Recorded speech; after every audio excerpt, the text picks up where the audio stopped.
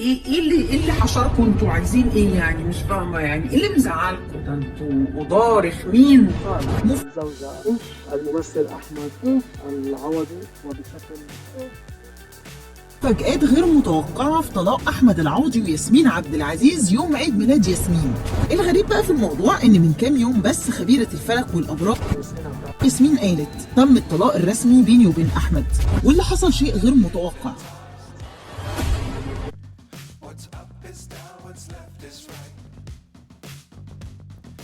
Chasing stars and holding you. I can't see the end, but we'll see it through. مفاجآت غير متوقعة في طلاق أحمد العوضي وياسمين عبد العزيز يوم عيد ميلاد ياسمين. تاني هو المفاجأة والهدية اللي قدمها أحمد العوضي لياسمين عبد العزيز في يوم عيد ميلادها، وهو طلاقهم رسميا وإعلان الخبر في يوم عيد ميلادها. واللي حصل شيء غير متوقع، وده لأن ياسمين من بداية اليوم وهي بتنشر صور لاحتفالها بعيد ميلادها. حتى العوضي نفسه نشر صور وبوستات على كل صفحاته احتفالا بعيد ميلاد ياسمين. وبعدين مرة واحدة وإذ فجأة الطرفين نشروا خبر الطلاق.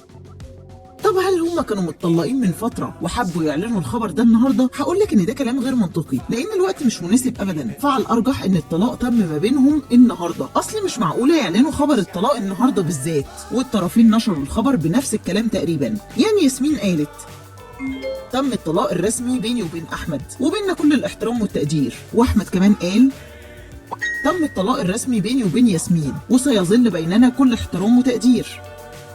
الغريب بقى في الموضوع ان من كام يوم بس خبيرة الفلك والابراج ليلى عبد اللطيف طلعت وقالت في توقعات السنة الجديدة ان احمد وياسمين هينفصلوا. فنانة الغالية على قلوبنا ياسمين عبد العزيز أراها تقترب من مرحلة للأسف 24 25 في مرحلة الانفصال عن زوجها الممثل أحمد العوضي وبشكل انا كثير بكن لها احترام ومحبه كبيره للنجمه ياسمين عبد العزيز، بس هذا الخبر كمان بزعل انه تنفصل عن زوجها، وان شاء الله توقعي ما يصير.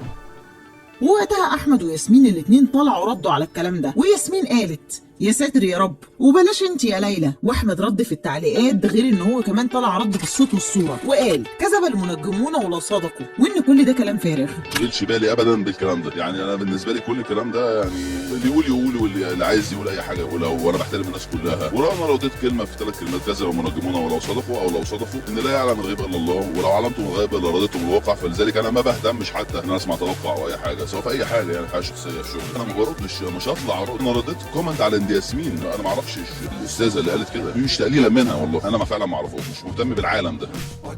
وحصل موجة من الهجوم على كلام ليلى عبد اللطيف، وان ده اسمه تدخل في الحياه الشخصيه. الحقيقه ان دي ما كانتش الاشاره الاولى على وجود خلافات، وده لما احمد ظهر في العرض الخاص للفيلم الجديد بتاعه من غير حضور ياسمين، مع ان ده اول فيلم لاحمد بطوله مطلقه. وبعد كده لو في حاجه مناسبه نحن مع بعض. لكن الكلام ده محدش اهتم بيه قوي، لانهم بعدها على طول ظهروا مع بعض في حفله تسليم جوائز، واحمد اهدى الجايزه لياسمين. مبسوط ان انا بتكرم في حضره سيادتك بعد الجائزه الوحش. لكن الواقع بقى ان بعد كل التوقعات والتخمينات دي الطلاق حدث بالفعل.